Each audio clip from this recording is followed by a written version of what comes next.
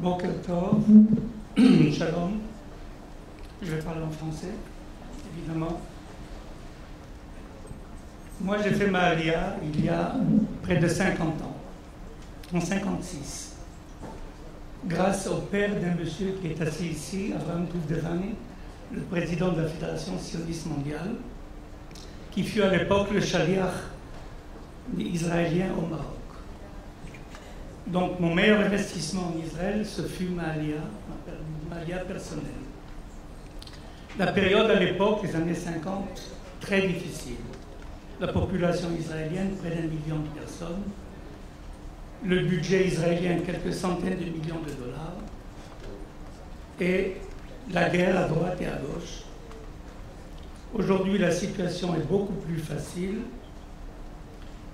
pour vous, même si elle vous apparaît difficile. Mais aujourd'hui, Israël est un pays qui exporte pour 100 milliards de dollars, 100 milliards de dollars, une population de 8 millions d'habitants et une alliée de France. J'ai côtoyé les Juifs français durant mes trois mandats à Paris, en tant que ministre plénipotentiaire, avec Ovadia Sofer, avec l'Ancri, et aussi en tant qu'ambassadeur à l'UNESCO et au Conseil de l'Europe. Je connais très bien le judaïsme français. J'étais même à un certain moment au cœur du grand débat sur cette loi contre le boycott en France, une loi phare qui a été adoptée par le gouvernement français à l'époque, suite à des boycotts insoutenables à l'envers d'Israël. Et aujourd'hui, je voudrais parler d'un sujet qui me tient à cœur en tant que représentant du Congrès juif israélien, une ONG qui s'occupe des relations entre la diaspora et Israël, plus spécialement la diaspora en Europe occidentale, et qui lutte contre l'antisémitisme et ce qu'on appelle le BDS, boycott, désinvestissement et les sanctions.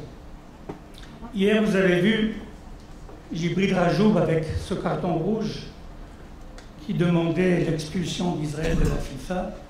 Cela fait partie du boycott dans le domaine sportif, académique et autres. Aujourd'hui, on doit parler aussi de ce boycott économique contre Israël. Et je pense que votre présence ici aujourd'hui, c'est une réponse sioniste par excellence, comment on répond à ce problème de boycott d'Israël. On veut délégitimiser Israël en le boycottant économiquement, culturellement, académiquement, etc., etc.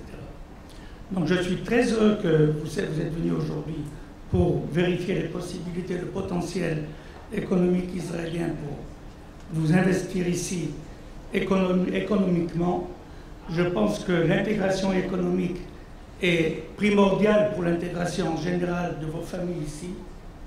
À l'époque, c'était très très difficile, mais grâce à Dieu, le groupe de Aliyat Noir avec lequel je suis venu en Israël, quand je vois aujourd'hui mes amis d'antan, tous ont réussi leur Aliyah, presque tous, 90%.